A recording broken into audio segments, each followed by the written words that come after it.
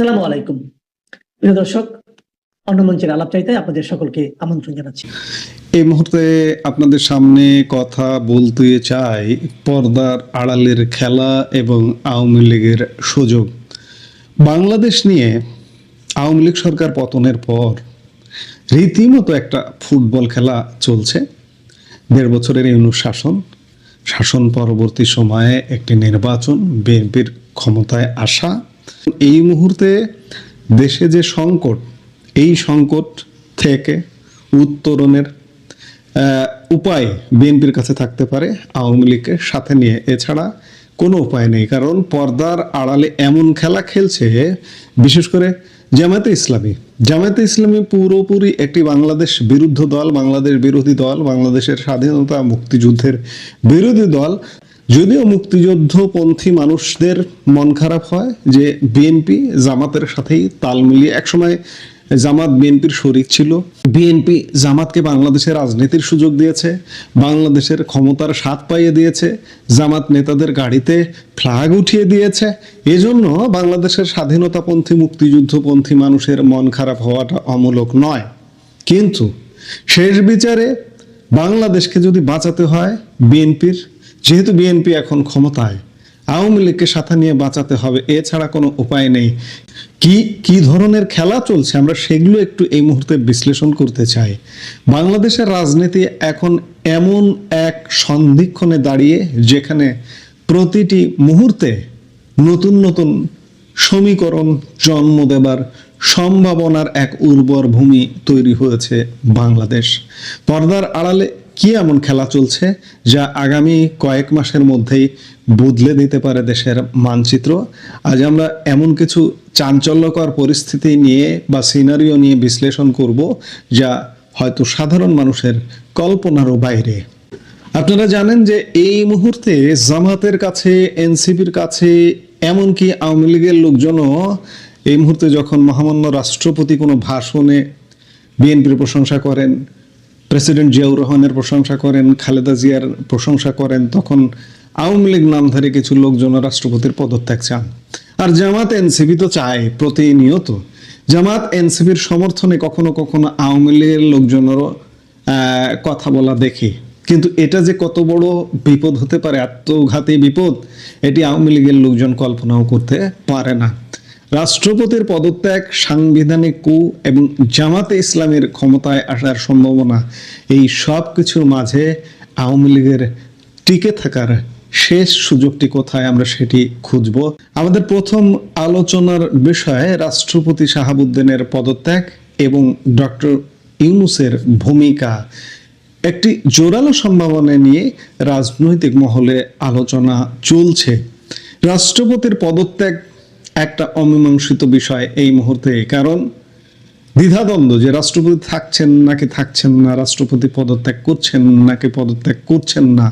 ইতিমধ্যে সরকারের 3 মাস হয়ে গেছে, কিন্তু সরকারের পক্ষ থেকে এ ধরনের কোনো আলাপ এখনো পর্যন্ত নেই। কিন্তু জামাতে আছে, এনসিপিতে আছে। কেন তারা রাষ্ট্রপতির পদত্যাগে এত জোর দেন? কেন পদত্যাগ চান? কেন? এর নেপথ্যে কারণ কি?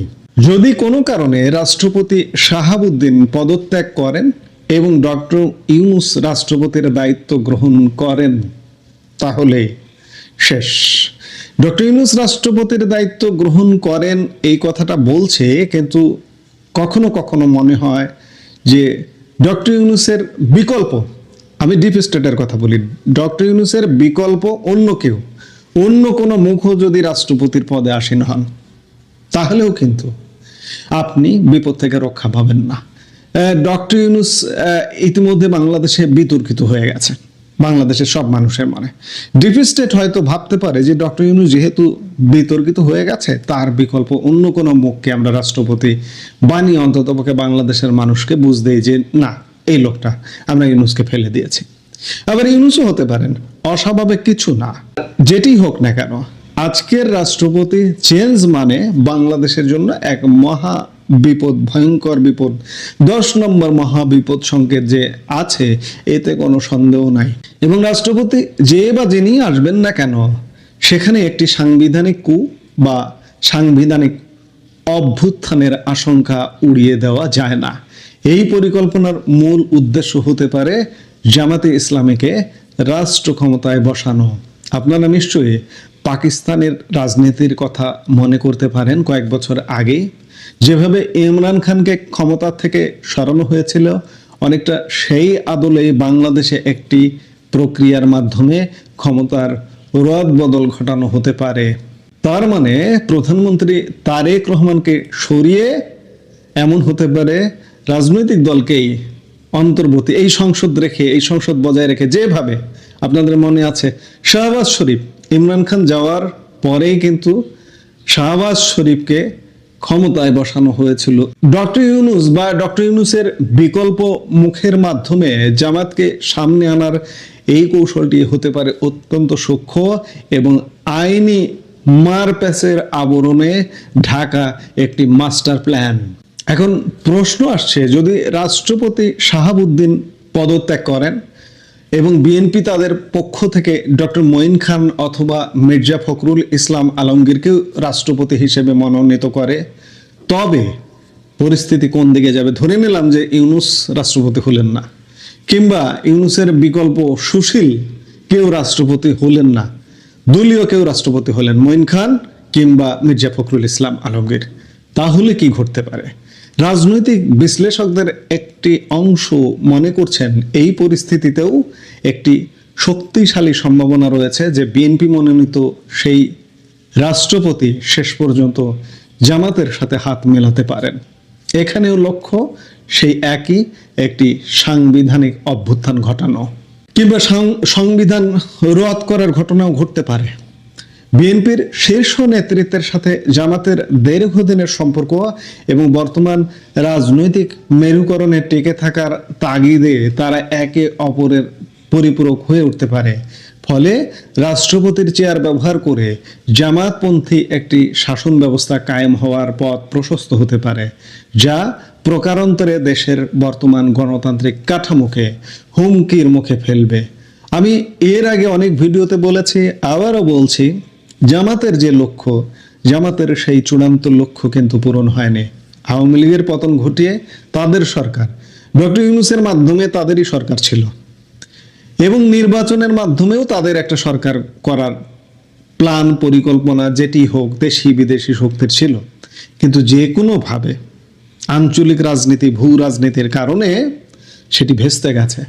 কিন্তু জামাত কি তাদের লক্ষ্য থেকে বিচ্যুত হয়েছে? কোনোভাবেই বিচ্যুত হয়নি। তারা যে কোনোভাবে একটা সিচুয়েশন ক্রিয়েট করতে চায় এবং সেটি এখন পর্যন্ত জারি আছে। শেষ খেলাটা হতে পারে রাষ্ট্রপতিকে দিয়ে বা অন্য কোনো বিশৃঙ্খল পরিস্থিতি সৃষ্টি করে একটি বিপ্লবী সরকার গঠনের মাধ্যমে। আমাদের আলোচনার সবচেয়ে স্পর্শকাতর এবং বিস্ফোরক অংশটি হলো সেনাবাহিনীর ভূমিকা। বর্তমান প্রেক্ষাপটে একটি জামাত অনুপ্রাণিত কু বা সামরিক অভ্যুত্থানের আশঙ্কাও উড়িয়ে দেওয়া যাচ্ছে না। কেন এই আশঙ্কা? কারণ দাবি করা হচ্ছে যে বর্তমান সেনাবাহিনীর 90%-এরও বেশি কর্মরত এবং অবসরপ্রাপ্ত কর্মকর্তা জামাতে ইসলামীকে সমর্থন করছেন। তবে সেনাবাহিনীতে মুক্তিযুদ্ধপন্থী, বাংলাদেশপন্থী একটা বিশাল অংশ আছে, কিন্তু সত্যিকার অর্থে জামাতপন্থী যে পার্সেন্টেজে থাকুক না কেন, তাদের কাছে এক প্রকার এই মুহূর্তে মুক্তিযুদ্ধপন্থী, বাংলাদেশপন্থী কর্মকর্তারা কোণঠাসা হয়ে আছেন। যার কারণে এই জামাতি প্ররোচনায় বা জামাতি অনুপ্রেরণায় একটা সেনা অভ্যুত্থান যে কোনো সময় হয়ে গেলে সেটাও অবাক হবার কিছু থাকবে না। এই যে আমরা যে পরিসংখ্যানের কথা বলছি, 90% সেনাবাহিনীর কর্মরত অবসরপ্রাপ্ত জামাতি। যদি এই পরিসংখ্যান সঠিক হয়, তবে রাষ্ট্রপতির পদত্যাগ বা রাজনৈতিক অস্থিরতার সুযোগ নিয়ে সেনাবাহিনী সরাসরি বা পরোক্ষভাবে জামাতকে ক্ষমতায় বসাতে ভূমিকা রাখতে পারে। এটি হবে বাংলাদেশের ইতিহাসে সবচেয়ে বড় রাজনৈতিক পট পরিবর্তন, যেখানে ব্যালট নয় বরং বুলেটের শক্তির প্রচ্ছন্ন ইশারা থাকবে। আমরা এতক্ষণ যে পরিস্থিতির আলাপ করলাম তার সব ক্ষেত্রে একটি বিষয় কমন: জামাতের ক্ষমতায় আসার জন্য রাষ্ট্রপতির সমর্থন বা স্বাক্ষর প্রয়োজন। আর ঠিক এই জায়গাতেই লুকিয়ে আছে আওয়ামী লীগের রাজনৈতিকভাবে ঘুরে দাঁড়ানোর এক অভাবনীয় সুযোগ। আওয়ামী লীগের জন্য সুযোগটি হলো বিএনপির সাথে একটি কৌশলগত সমঝোতা করা। আওয়ামী লীগ হাইকমান্ড বিএনপিকে এই বিষয়টি বোঝাতে সক্ষম হতে পারে যে যদি রাষ্ট্রপতি শাহাবুদ্দিন আওয়ামী লীগের নির্দেশে পদত্যাগ করেন তবে তার পরবর্তী পরিস্থিতিতে বিএনপিও ক্ষমতা হারানোর ঝুঁকিতে পড়বে। অর্থাৎ রাষ্ট্রপতি শাহাবুদ্দিনের বিদায় মানেই জামাতের উত্থান, যা বিএনপির অস্তিত্বের জন্য এক সংকট তৈরি করতে পারে। তাই বিএনপির জন্য যে কৌশলটি হতে পারে, বা বিএনপি এখনো পর্যন্ত রাষ্ট্রপতি পরিবর্তনের কোনো আলাপ শুরু করেনি, আলাপ করছে না, কিন্তু এই কৌশলটাতে স্থির থাকা যে এই কৌশলটি এমনই হতে পারে যে রাষ্ট্রপতি শাহাবুদ্দিনকে স্বপদে বহাল রাখার জন্য বিএনপিকে অনুরোধ করা যেতে পারে আওয়ামী লীগের পক্ষ থেকে। আমি বলছি যে আওয়ামী লীগ বিএনপিকে অনুরোধ করবে, আওয়ামী লীগই করবে এমনটা নয়, কিন্তু এটা কূটনৈতিকভাবে হতে পারে। যেমন ভারতের সাথে বিএনপির এই মুহূর্তে যোগাযোগ আছে, যদিও তার জোড়া লাগতে লাগতেও তার কখনো কখনো কেটে যাচ্ছে, আমরা সেই বিষয়গুলো নিয়েও কথা বলবো, কিন্তু কিছু না হলেও ভারতের সাথে বিএনপির কিন্তু যোগাযোগ আছে। নিজেরা বলতে পারুক বা কূটনৈতিকভাবে বলুক বা যে কোনো মাধ্যম দিয়ে বলুক যে রাষ্ট্রপতিকে স্বপদে বহাল রাখাটা হচ্ছে বিএনপির কল্যাণ বয়ে আনবে, অকল্যাণ নয়। এর বিনিময়ে আওয়ামী লীগের ওপর থেকে যাবতীয় নিষেধাজ্ঞা তুলে নেওয়ার শর্ত দেওয়া যেতে পারে। শর্ত ইতিমধ্যে আছে, বিদেশি শর্ত আছে।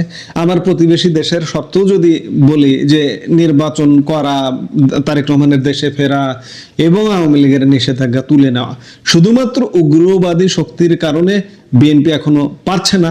অথবা এমন আলাপও আছে যে বিএনপি ভারতের সাথে যে শর্তে ক্ষমতায় এসছে সেই জায়গায় বিট্রে করছে। আমরা সেগুলো নিয়ে বিস্তারিত আলাপ করব, কিন্তু বিট্রে করলে তো দেশ শেষ, দেশ জাহান্নামে গেল, বিএনপিও জাহান্নামে যাবে, দেশও জাহান্নামে যাবে।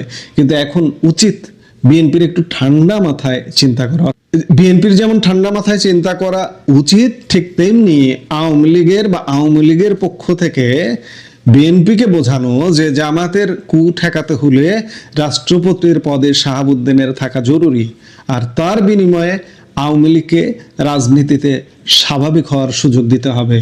সুপ্রিয় দর্শক, রাজনীতির এই দাবা খেলায় কে শেষ পর্যন্ত কিস্তিমাত করবে তা সময় বলে দেবে। তবে রাষ্ট্রপতির পদকে কেন্দ্র করে জামাত, বিএনপি, সেনাবাহিনী এবং আওয়ামী লীগের এই চতুর্মুখী লড়াই বাংলাদেশকে কোন দিকে নিয়ে যায় সেটি এখন দেখার বিষয়।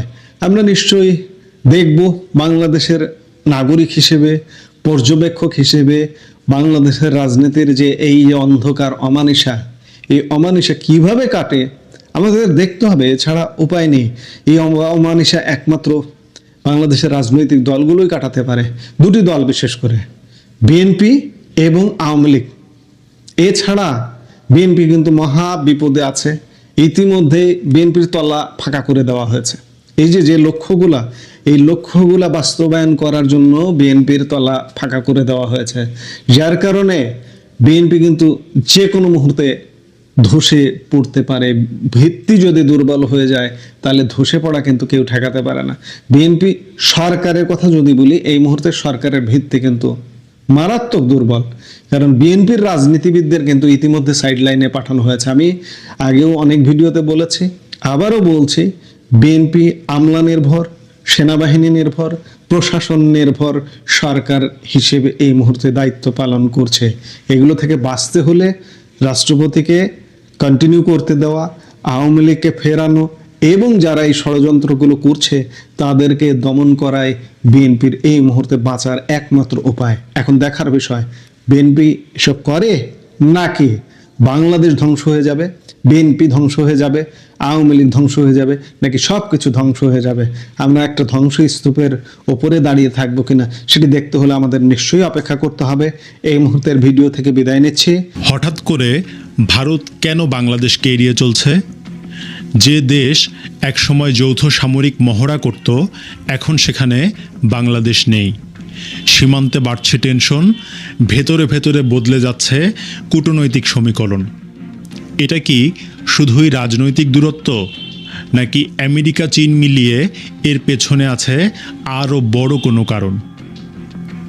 আজ আমরা দেখব ভারত কি সত্যি বাংলাদেশকে পাকিস্তানের মতো থার্ড ফ্রন্ট হিসাবে বিবেচনা করছে, নাকি এর পেছনে আরও বড় কোনো আন্তর্জাতিক সমীকরণ লুকিয়ে আছে। রাজনৈতিক মহলে এমন একটা আলোচনা রয়েছে যে অন্তর্বর্তীকালীন সরকার নির্বাচনের মাত্র 3 দিন আগে আমেরিকার সাথে যে কথিত বাণিজ্য চুক্তি স্বাক্ষর করেছিল, যেখানে আসলে বাণিজ্যের থেকে দাসত্বই বেশি, বর্তমান সরকার সেই চুক্তিটি বজায় রাখছে এবং আরও এগিয়ে নিয়ে যাচ্ছে। বিষয়টি ভারত মোটেও ভালোভাবে দেখছে না বলেই ধারণা করা হচ্ছে। এদিকে বঙ্গোপসাগরে আমেরিকা ঘাঁটি করতে উঠে পড়ে লেগেছে, আর ভারত কখনোই চাইবে না বাংলাদেশে আমেরিকা শক্ত অবস্থান তৈরি করুক, কারণ বঙ্গোপসাগরে আমেরিকার উপস্থিতি ভারতের চিকেন স্নেক বা শিলিগুড়ি করিডোরের জন্য কৌশলগত চ্যালেঞ্জ হতে পারে। যদি সেন্ট মার্টিন বা অন্য কোথাও কোনো নজরদারি অবকাঠামো গড়ে ওঠে, তবে ভারতের উত্তর পূর্বাঞ্চল সরাসরি চাপে পড়তে পারে। এক্ষেত্রে ভারত পাশে পাবে রাশিয়া, এমনকি চীনকেও, কারণ সবার কমন থ্রেট হলো আমেরিকা। ইতোমধ্যেই ভারত ও রাশিয়া এক ঐতিহাসিক সামরিক চুক্তি করে ফেলেছে। রাশিয়া সর্বোচ্চ 5টি জাহাজ যে কোনো সময় বিনা অনুমতিতে ভারতের সমুদ্র সীমায় প্রবেশ করতে পারবে। রাশিয়া সৈন্যরাও ভারতের মাটিতে নামতে পারবে। ঠিক একই রকম সুবিধা ভারতের বেলাতেও। সামনের দিনগুলোতে বঙ্গোপসাগরকে কেন্দ্র করে সুপার পাওয়ারগুলো যে সাইক্লোন তুলবে, তাতে বাংলাদেশের জন্য সত্যি বড় রকমের চ্যালেঞ্জ অপেক্ষা করছে। সত্যি বলতে বাংলাদেশ একাধিক শক্তির সাথে সম্পর্ক বজায় রাখতে গিয়ে একটা জটিল পরিস্থিতিতে পড়েছে। দেখুন, ইউনুসের করা যুক্তরাষ্ট্রের সাথে অসম চুক্তি বর্তমান সরকার চালিয়ে নিচ্ছে। আবার যখন মার্কিন বাণিজ্য প্রতিনিধি দল ঢাকা সফরে, তখন বাংলাদেশের পররাষ্ট্রমন্ত্রী খলিলুর রহমান একই সময়ে মার্কিন যুক্তরাষ্ট্রের প্রধান শত্রু দেশ চীন সফরে। শোনা যাচ্ছে ভারত তাদের দেশে তারেক রহমানের সফরের ব্যাপারে ইতিবাচক সাড়া না দেয়ায় তারেক রহমানের চীন সফরে যাবার বিষয়ে আলোচনা করবেন খলিলুর রহমান, এবং তিস্তা প্রকল্প নিয়েও কথা হতে পারে। তারেক রহমান যদি চীন সফরে যান আর তিস্তা প্রকল্প যদি চীনকে দেয়া হয়, সেক্ষেত্রে আবার ভারত এবং আমেরিকা দুটি দেশই অসন্তুষ্ট হবে। সব মিলিয়ে কৌশলগত ভারসাম্য রক্ষা করা কঠিন হয়ে উঠেছে। অনেক বিশ্লেষকের মতে এখানে একটি ব্যালেন্সড ডিপ্লোমেসি অত্যন্ত গুরুত্বপূর্ণ, যেখানে সব পক্ষের সাথে সম্পর্ক বজায় রেখে জাতীয় স্বার্থকে অগ্রাধিকার দেওয়া হয়। ভারত সম্প্রতি দক্ষিণ এশিয়ায় তাদের প্রভাব বিস্তারে যে সামরিক মহড়াগুলো করছে, সেখানে নেপাল, শ্রীলঙ্কা বা মালদ্বীপকে গুরুত্ব দিলেও বাংলাদেশের অনুপস্থিতি চোখে পড়ার মতো।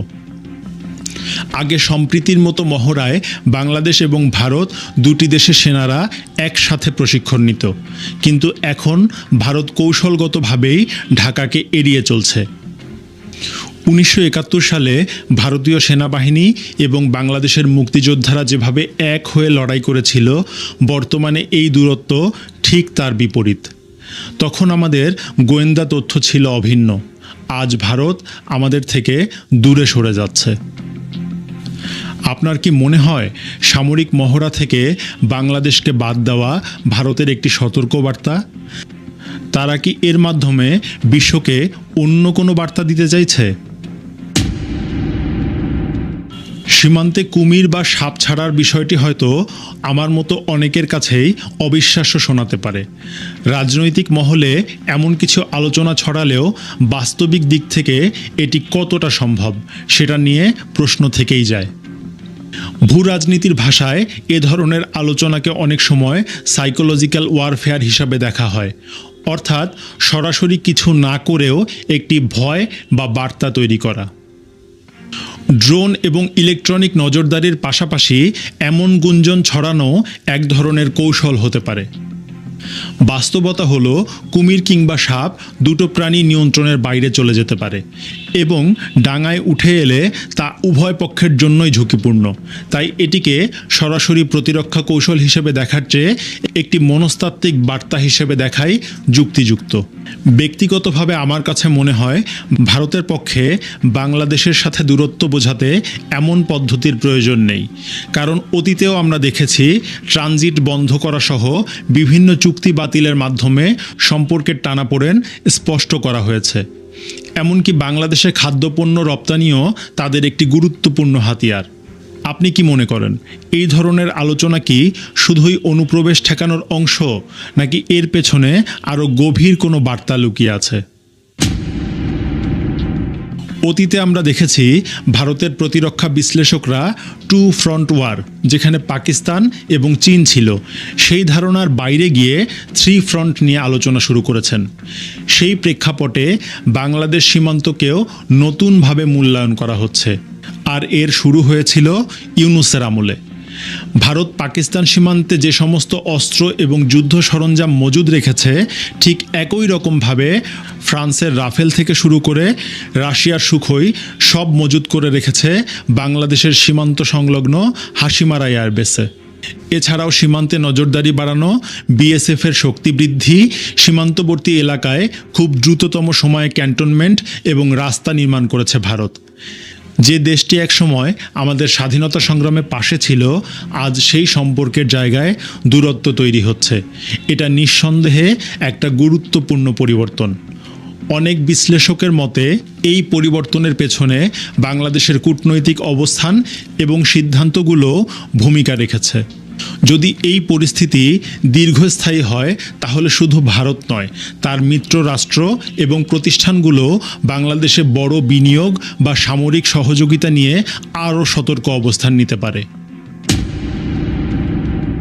পশ্চিমবঙ্গে বিজেপির জয়ের ফলে ভারতের জন্য বাংলাদেশকে বিভিন্ন দিক থেকে কৌশলগতভাবে চাপে রাখা তুলনামূলক সহজ হয়ে যাবে। তিস্তার পানি বন্টন, শেখ হাসিনার করা 30 বছর মেয়াদী গঙ্গা চুক্তির নবায়ন, নিত্যপণ্যের রপ্তানি, সবকিছুই এখন দর কষাকষির অংশ হয়ে উঠতে পারে। তবে পশ্চিমবঙ্গে বিজেপি জয় পেয়েই যে তারা বাংলাদেশে আওয়ামী লীগকে এনে বসিয়ে দেবে, এমনটা ভাবার কোনো কারণ নাই। কারণ ভারত হুট করে বাংলাদেশে প্রবেশ করে আন্তর্জাতিক প্রশ্নের মুখে পড়তে চাইবে না। কিন্তু আওয়ামী লীগ যদি রাজনৈতিকভাবে নিজেদের ফিরে আসাকে ত্বরান্বিত করতে পারে, সেক্ষেত্রে ভারত সমর্থন দেবে। আবার এটাও ভাবার কারণ নাই যে ভারত এই সরকারকে অকুণ্ঠ সমর্থন দিয়ে যাবে। কারণ আমি শুরুতেই বললাম, আমেরিকার বঙ্গোপসাগরে ঘাঁটি করতে চাওয়া ভারতের সিকিউরিটির জন্য থ্রেট। আর সিকিউরিটি থ্রেট হলে বাংলাদেশ যতই বাণিজ্য করুক, ভারত কখনোই চুপচাপ বসে থাকবে না। কারণ তাদের কাছে নিজেদের দেশের সিকিউরিটি সবার আগে। এই প্রেক্ষাপটে বাংলাদেশের জন্য সবথেকে জরুরি হলো দক্ষ কূটনৈতিক পরিচালনা এবং কার্যকর ক্রাইসিস ম্যানেজমেন্ট। এখন একটা বিষয় খেয়াল করা খুবই জরুরি। দীর্ঘদিন ধরে একটা ন্যারেটিভ প্রচলিত ছিল যে শেখ হাসিনা বাংলাদেশকে ভারতের কাছে বিক্রি করে দিয়েছেন, অথচ ইউনূস তার শাসনামলে একটি দাসত্বের চুক্তিও দেখাতে পারে নাই। উল্টো ভারত শেখ হাসিনার সময়ে দেয়া বিভিন্ন সুবিধা বন্ধের মাধ্যমে বাংলাদেশকেই চাপে ফেলেছে। এখন সবার সামনে পরিষ্কার, শেখ হাসিনা ভারতের কাছে দেশ বিক্রি করেন নাই, বরং ইউনূস আমেরিকার সঙ্গে দাসত্বের চুক্তি করে বাংলাদেশকে চতুর্দিক থেকে বিপদে ফেলে গিয়েছে। তাই বর্তমান বাস্তবতা সত্যিই অনেক বেশি জটিল এবং বহুপাক্ষিক। পশ্চিমবঙ্গের নির্বাচনের পর বাংলাদেশকে নিয়ে ঠিক কী ধরনের কৌশল গ্রহণ করবে ভারত, তা সময়ই বলে দেবে। তবে সুপার পাওয়ার আমেরিকার বাংলাদেশে ঢোকার চেষ্টা যেমন ভারত, রাশিয়া এবং চীনকে একত্রিত করবে, ঠিক তেমনি বাংলাদেশকেও দোটানায় ফেলতে পারে। তবে কি আগামী দিনগুলো বাংলাদেশের কূটনীতির জন্য একটি বড় পরীক্ষা হতে যাচ্ছে?